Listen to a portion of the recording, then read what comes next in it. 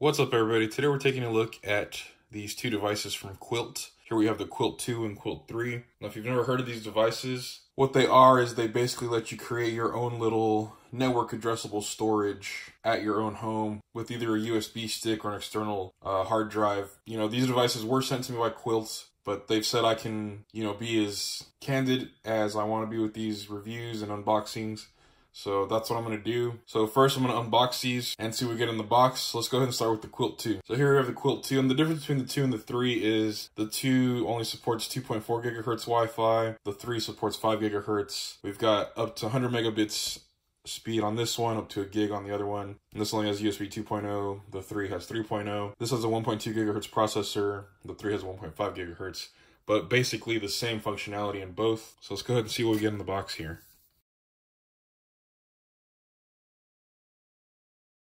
Alright, so we got a quick start guide,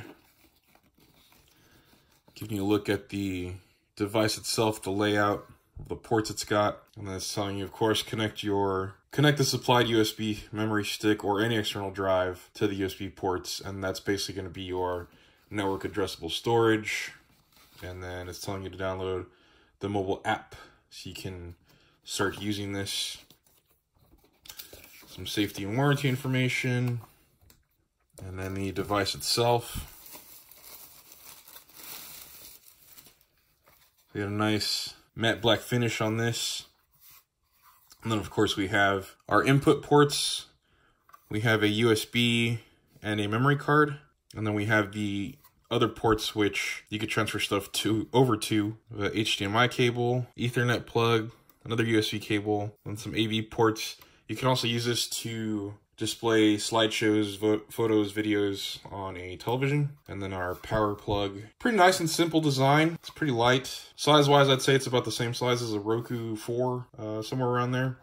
Let's see what else we got in here.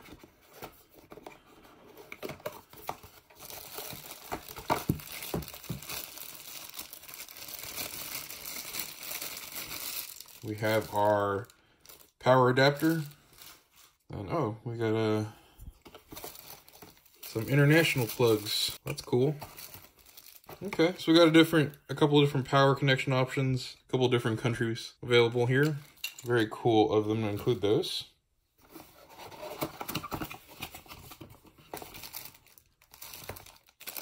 And then we have an Ethernet cable and HDMI cable and a USB stick. So go ahead and clear this out of the way and lay everything out so you can just get a better look at it. Okay, so there we have it. That's the Kwilt 2 and all the included accessories. So I'll go ahead and clear this off and we'll unbox the 3. Okay, so now we're looking at the Kwilt 3. This is the one that's a little bit faster, supports higher speeds for Ethernet connections, faster Wi-Fi speeds, and has a faster processor as well as USB 3.0. So let's see what's in the box for this guy.